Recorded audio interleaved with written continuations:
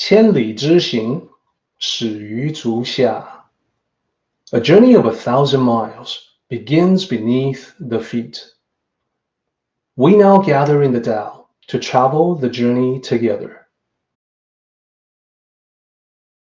Welcome to Tao Talks with Derek Lin, where we take a deep dive into the Daodejing by Lao Zi.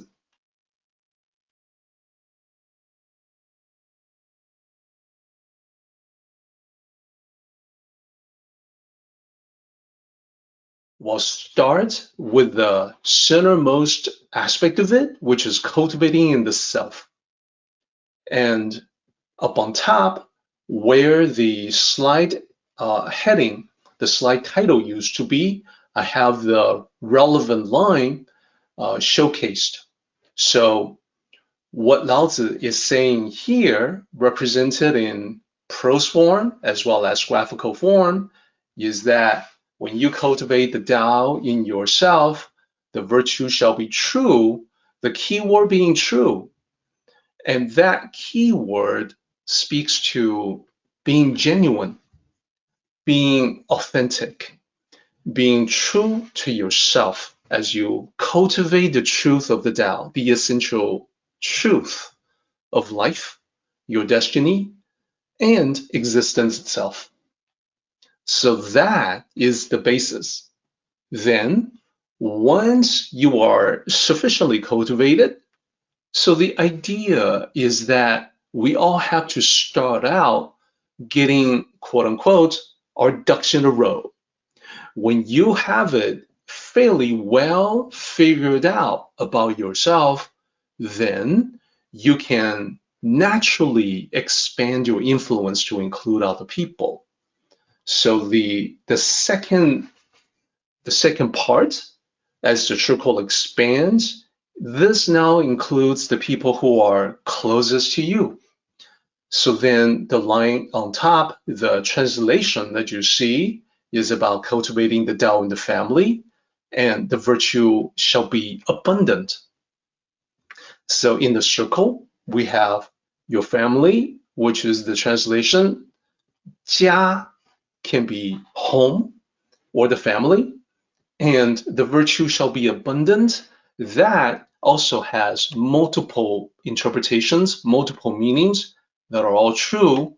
It's an abundance in virtue, which also translates and manifests as abundance in harmony within the family, the bond within the family, the love within the family, and certainly abundance for the family, which is prosperity at the personal level. So that's the second level of expansion. Then we expand from there beyond the family to the community. So the line says, when you cultivate the Tao in the community, the virtue shall be lasting.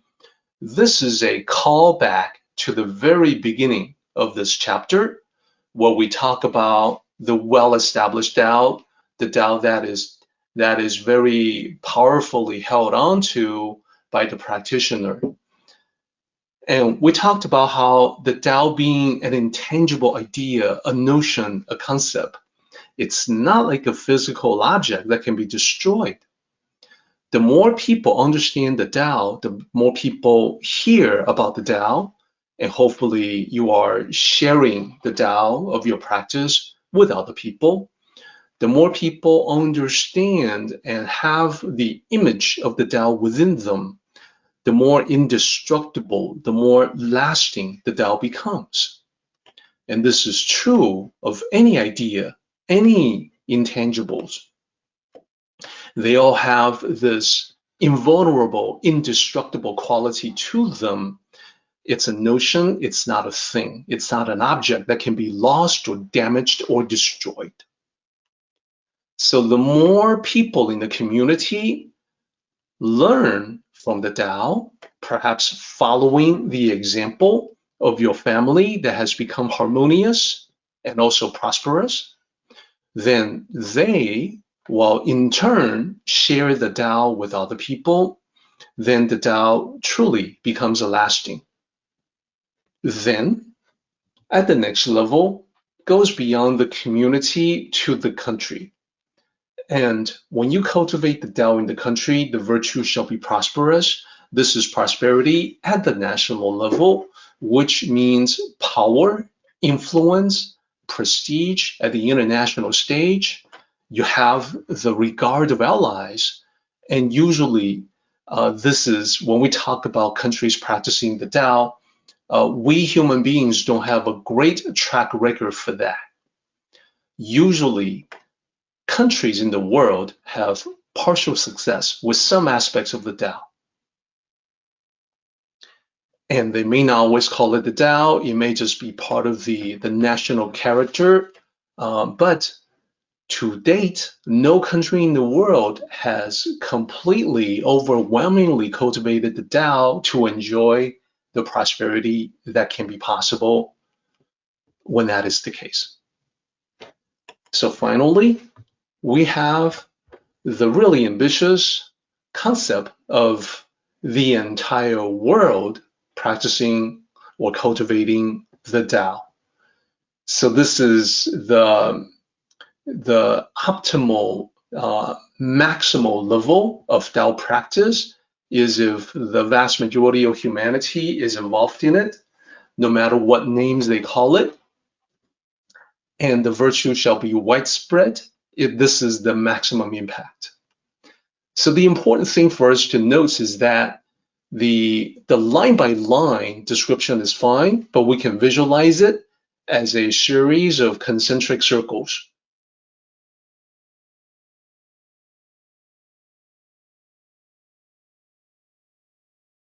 This is a well-known expression for people who are educated in Mandarin. 修身齐家治国平天下. What does that mean? Let's break it down. You can see that it's in 4 parts.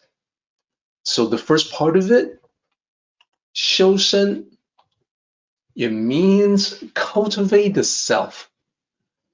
Those 2 characters can be translated in a literal way, where 修 means cultivate. 身 usually means body. In this case, it just means the self, because the self, yourself, is manifesting physically as your body. So cultivate the self, and this you see an exact correspondence with the centermost ring that we were just talking about. The concentric rings that we saw, at the very center was cultivating the self. So people who learn about the Tao in the West, sometimes they get this notion still being taught in some universities and colleges in the West that Confucian teachings are at odds with Tao philosophy. That Confucian teachings is all about etiquette, being proper in terms of proper conduct, social hierarchy, etc. And the Tao is much more free-flowing. It is much more in accordance with nature, and therefore the 2 are at odds.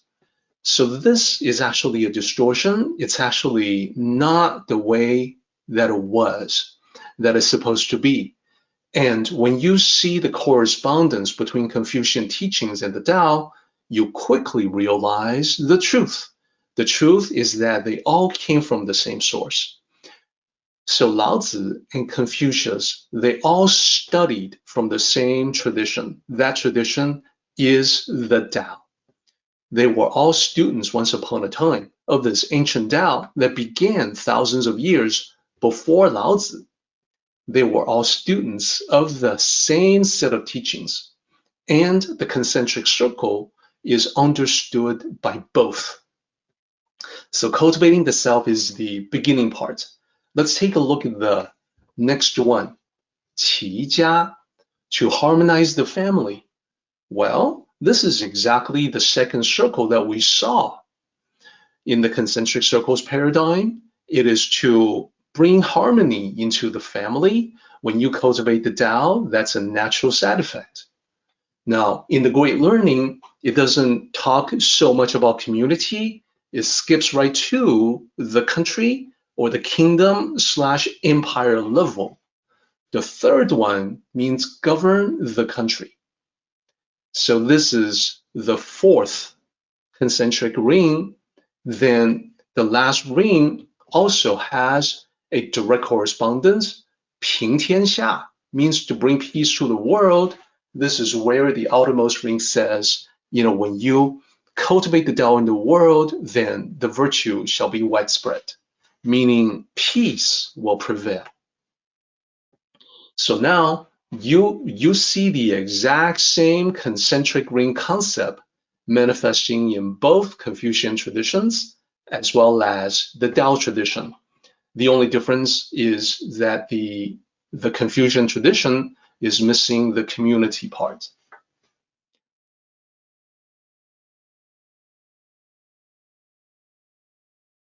So let me show you what those concentric rings look like from this book, The 5 Ancient Rings of Destiny, the Tao of Success. So here we see the 5 rings as before, but now we are focusing on the person. So the individual level is different from the overall perspective that Lao Tzu presented that included, community and country. When you focus on the individual, it's much more immediate. You start out with the spirituality as the central point for your cultivation. You always begin with the spiritual. When you are able to cultivate your spirituality to a certain point, a certain level, then it begins to affect the way you think about the world. So the idea is that cultivation begins in the core of your being. That is the center of your spirituality. It begins to change the way you think, expanding circle, change the way you think first about yourself, then about the people around you, about your life, etc. So then this level is all about thoughts and perspectives, to be able to think from the Tao perspective. And as you are changing, transforming the way you think, it begins to affect your relationships with the ones that are closest to you, initially with the ones that are closest to you. So I call it, loved ones, friends. It certainly includes family as well. Then at the level beyond that, and I put the loved ones as the third level because these are the people literally close to the heart. They are more important than the next level, which is about the material world. So the material world is all about how you handle material things, material objects. If you are able to control them, discard them, and not be controlled by them, and how the natural practice of the Tao will smoothly bring along abundance and prosperity as a natural side effect. Ultimately, all of these things together form the outermost ring, which has everything to do with your destiny. This is about how you transform your life. This is about how you affirm your purpose in existence. So think about the last 3 rings. It's about your relationship with other people, then your relationship with things. Then, finally, everything that you have done in terms of cultivation has a powerful impact on your overall destiny. So this is the paradigm applied to the individual rather than the overall perspective from Lao Tzu. And I do get questions from people like, yeah, the 5 rings, they make a lot of sense. And which classic did you get it from? Now, I think my answer will make sense to you. My answer is, it's not from any classic, and yet it is from all Tao classics. And that's because this idea of change or transformation rippling outward is at the heart of the Tao philosophy since ancient times. So now, let me share with you the two sets of rings together. Circle within circle, rings within rings. To the left of this slide, you see the set of rings that we've been talking about for chapter 54. Starts with the self, spreads outward to your family, to your community, to your country, and the world. Then the question is, what if you were to focus on just the individual? What if you were to zoom in on it? Then you get the 5 rings that we were just talking about.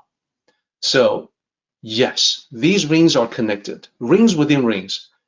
But regardless of whether you look at the rings presented by Lao Zi or the rings presented by me, it's always the same. It's always from the inside out. It's always from the innermost to the outermost, from the personal scale, spreading outward. It is never the other way. It is never external factors affecting you. The internal has to match the external, otherwise the external will not last. So you can turn a pauper, a poor person, temporarily into a prince or someone who looks like a prince by dressing up the pauper. But if the pauper's internals, that is his thinking, his heart, if there's no basic transformation from the heart of a pauper to a prince, then before too long, the exteriors, the superficial appearance will wear away, revealing the truth that continues to radiate out from within. So then the question for us is, what do we pick and choose to radiate outward from within our hearts? We must pick and choose carefully because of the lasting impact that it will have to life.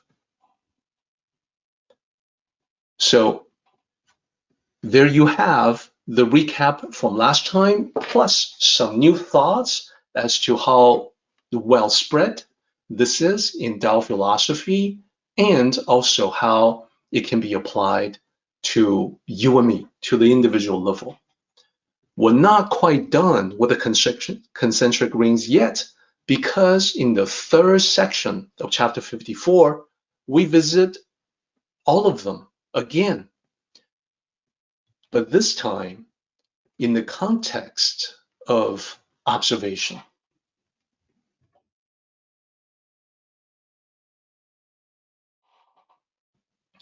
So the graphic that you see in this slide to the right shows the centermost ring, which is cultivation of the self.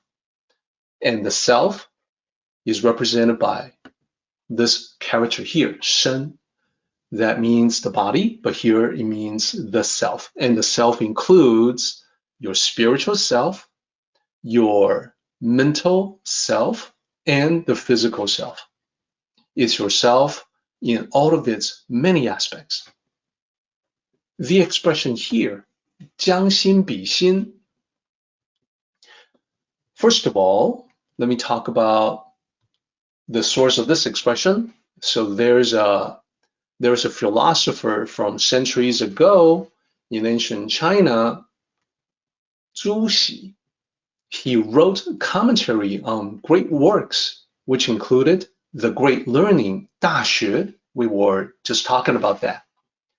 And in one of his commentaries, he wrote that it is a common saying, 将心比心.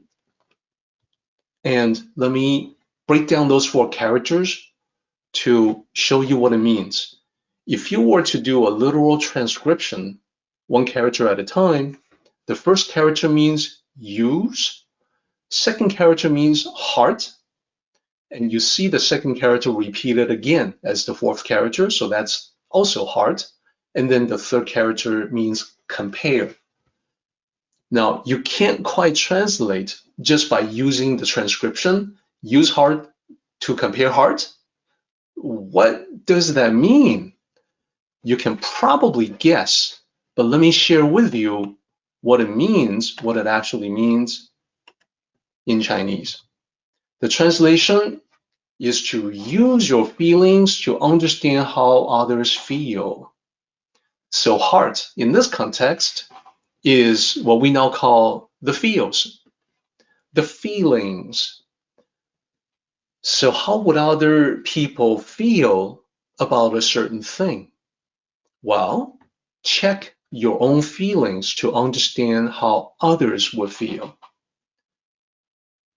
So for example, if you go to a restaurant and you see one of the customers being very rude to the waitstaff, I would like you to then think about this expression, 将心比心, and that is, just think about it. What if you were in the position of the waitstaff? If you as the waiter are being treated in such a rude way, commanding, demanding, bullying, domineering way, how would you feel? That is how the waiter must be feeling. So when you understand that, you can then back off and then watch yourself as you interact with other people to treat them with more kindness and more compassion. So that's the idea. So there's even more, and I'll just use one more example. I don't want to use too many. Just one more is fine, because this is important. This is an important expression. 己所不欲，勿施于人. Very important expression. What does it mean? Where does it come from? The source is Confucian teachings again. In fact, the Analects. So this expression appears there. Let me share with you what it means. The translation is, that which you do not want, do not give to others.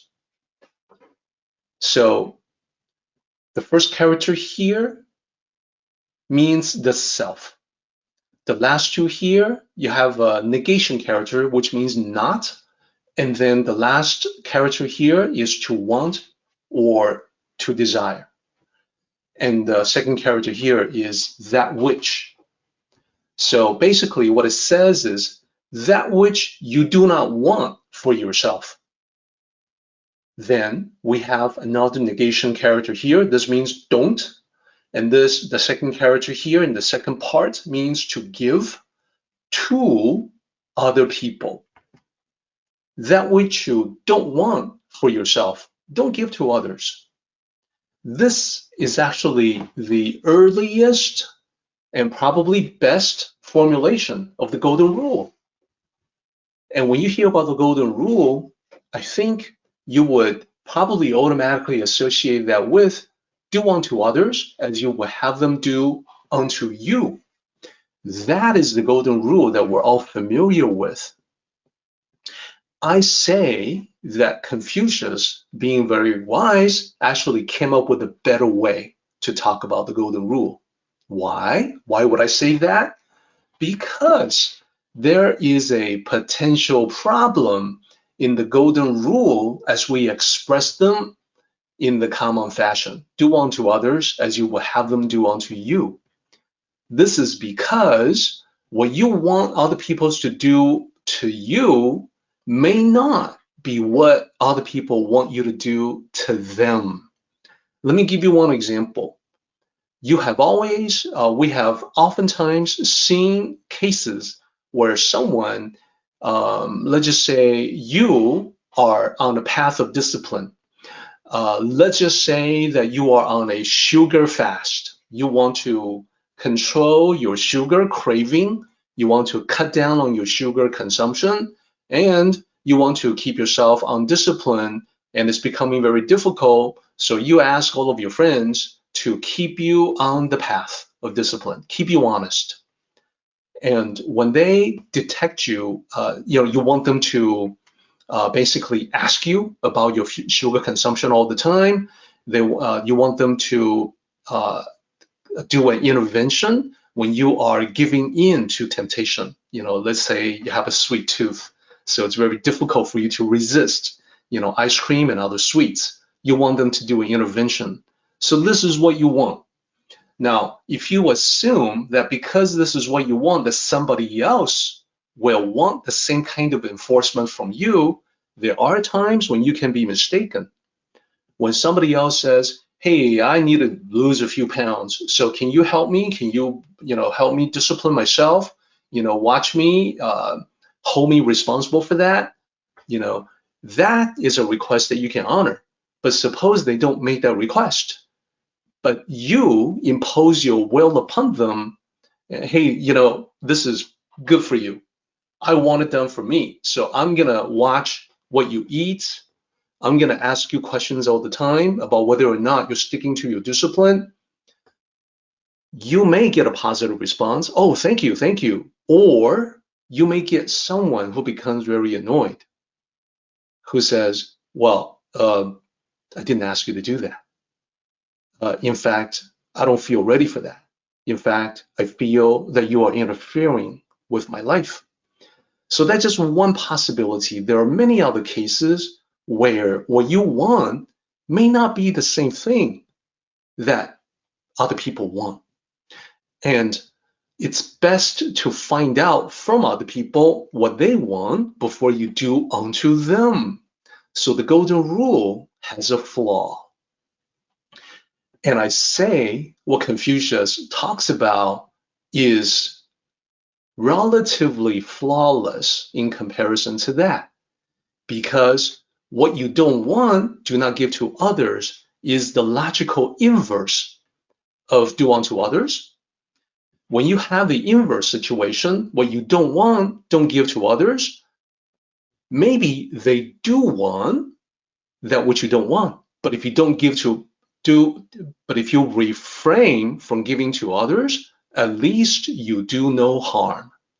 So it's the more safe, it's the safer way of conducting yourself in accordance with the golden rule. And the golden rule really comes down to the 将心比心 expression that I shared with you. Check your feelings to figure out what other people are probably feeling. So there you go, 2 expressions from Chinese culture, well known, often heard in daily conversation. They all go back to the Tao. This kind of illustrates how widespread the teachings of the Tao has become woven into the fabric of Chinese culture. It's time to share yet another expression with you that's very common in Chinese culture, 家和万事兴. And this is one of the 2 levels that I'll dig into such level of detail. So this is the second ring, the expansion of the circle of cultivation. This is also important because Chinese culture has always emphasized the importance of family. So let me explain what that expression really means. 家和万事兴. The first step, as usual, is just to do a literal transcription so you can see what those characters are. First character means family or home. Second character means harmony, harmonize. Then the third character, the character in the middle, means 10,000. And then fourth character means things. Things like, not like objects, but like things in life. And then the last character, Xing, just means flourish. So when you string them all together, family, harmony, 10,000 things flourish. You may be able to guess that what it says is when the family is harmonious, then 10,000 things, meaning all things, will flourish. You will be correct or very close. So the translation, a possible translation, basically says when the family is harmonious, everything goes well. Now, I am well aware that there is such a thing as family dysfunction. And I know that people hearing this talk may, in fact, come from dysfunctional families. So I want to also include a note here that when we talk about family, whenever we talk about family, it's always in the overall context, in a gathering of individuals that form a strong family bond with one another. So this group of people can regard themselves as a family without being related by blood. So family can be the people, the family that you were born into, or the family that you form as you go about your life. So that's the meaning, that's the essential meaning here. So this graph is the world, 天下. The two characters that appears in this particular chapter of the Daodejing is common throughout other chapters of the Daodejing. 天 means heaven or sky. 下 means below or beneath. So 天下 means all below the sky, everything below heaven, which is the world. So let's take a look at the different sense chronologically that the world can exist, starting with the world of the past. Now, when we're talking about chronology, a chronological progression, the past flows naturally to the present. So the past is the cause, and the present is the effect. Our world today flows from the world that has already occurred, that we learned about through history. And knowing that, we also are aware that time continues on. Time progression is not going to stop, so the world now is going to transition to what we call the future, but here I'm making a distinction between the foreseeable future, which is the short term, and the longer term, distant future. So this is a simple way to represent the flow of time. We are in the world now, the present. We know that we have some ability to influence the foreseeable future with the actions that we take in the present, and the foreseeable future itself will have an impact and effect on the distant future. So I think that makes sense. What we're saying here then, what Lao Zi is expressing is that using the world today, understanding how it came to be from historical events is a study of the past. We're looking at the past in the shared history of the world, so then we observe the world through the lessons of the past. I hope that makes sense. What do we do with that? Well, quite simply the other way. We apply what we learn to effect a better tomorrow. Now, when we talk about stuff like this, we always have to take it back down to the personal level. When we talk about the world, when Lao Tzu talks about the world, I'm always going to be asking you the question, what about your world? What about the world in which you live? It's not the whole world, I know, but it's your life, it's your existence. Look at this chart and see how well it applies to your personal situation. The world now, that's your present, that's your world. The world of the past, that is your personal history, the history that you lived through. How would you look at your own past to extract the lessons you have learned? So you can better observe your world today, understand what is happening to you, to the things and people that you care about, and extract the lessons, the benefits of those lessons to make better choices, and then go into so that in the foreseeable future, things can become different and hopefully better. And you can see that when you are able to do that, observing the world through the past world to take action on the present, to continue, that is the right path that we've been talking about in the previous chapter of the Daodejing. So there's a little bit more. We also need to be clear that when we talk about the future, we're always talking about branching paths. So when we talk about the journey of life, you can come to a fork in the road. You can come to a point where you can pick and choose the path to follow.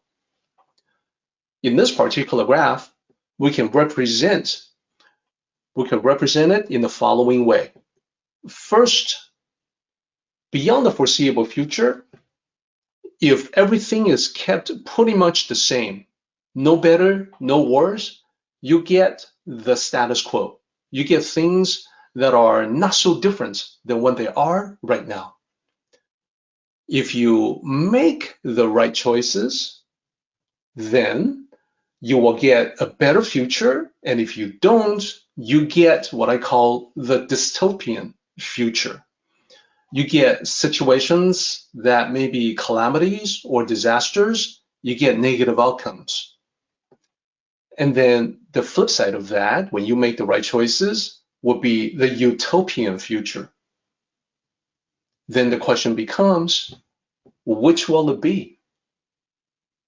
And how do you make it so that the choices you make today can help influence the foreseeable future to steer the path to a better future, the utopian future? Now, again, just like the last slide, we need to apply this to the personal level, the destiny of your life, the destiny of your world, multiple possible futures. So think about people out there, people that you know, people you come across every day. Many people do have the status quo in their future. That is, they're headed to a future that is not much better, not much worse than what they have right now. It's actually the life of what many call the quiet desperation. The life of quiet desperation, not a whole lot of change can be expected. You're miserable, but it's tolerable, so you put up with it. That's the life of quiet desperation. That's the status quo. Then for the dystopian future, we know those who are on the wrong path are headed for personal calamities, personal disasters in the future. In the previous chapter, the metaphor used to describe that was the barren field that produces no harvest, the empty warehouses that store nothing. Would that be applicable to you? Would that not be something that you would like to avoid if possible? Well, that's the idea behind Tao cultivation, to be on the right track, to be headed for a brighter future. So looking at this chart, when we lay it out in a graph like this, it becomes obvious. How you affect your short-term foreseeable near future is how you will most likely affect your long-term distant future years from now. it is then very obvious that you hold the key right now in your world today, in the world of here and now, this moment. What you do, what you decide to do for now and your foreseeable future is going to determine the track that you take on in the distant future. Previously, we summarized the importance of the Tao, in that the Tao, the practice of the Tao, is that which I would encourage everyone to let it take root deeply in the heart, that you embrace and hold on to it for dear life, literally, and then consider bringing the Tao to your loved ones. That was part one of our summary from the previous meeting. Part two, also from the previous meeting, continues about the expanding practice of the Tao beyond the family, beyond the loved ones, sharing the Tao with the community. And then we also summarized letting the Tao expand into the country, the national level. And what I said before still applies, and that is all of us have greater influence thanks to technology than we ever had before. The level of the country, indeed, the level of the world can be reached by the individual. Your reach through social media platforms goes beyond geographical boundaries. It can go into other countries, other continents, the entire globe. What I also said for the last one is that when you spread the message of the Tao in the world, it can mean the world to somebody out there. You just never know. And that's why I want to encourage you to do that as much as possible. Lastly, the summary for today. I want to reiterate your own cultivation. And this is all about observation. In the red text to the right, you're going to see the third character is guan, the character for detached observation. So the idea is to learn from others through observation, but also give others a hand when they falter. So we are all here for one another, to learn from one another, to help one another. That's what I'm trying to say. Cultivation with loved ones. Observe and learn from the harmony that others have created and maintained in their relationships. And when you are able to create the same harmony and close bond in your own relationships, you may find that other people can benefit from your example. Lastly, cultivation with friends. And here, what I'm trying to say is that as your influence expands, it's going to include not just the people who are close to you, but acquaintances, people that you come across. Perhaps you have coworkers at the workplace that are not particularly close, are not personal friends, and yet they too had the possibility of learning from your good example.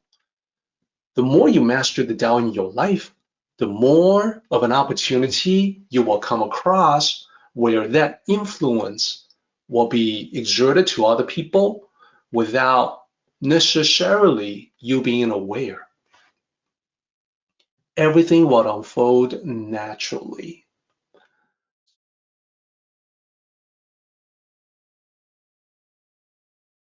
Our meeting has come to an end, but the journey continues on.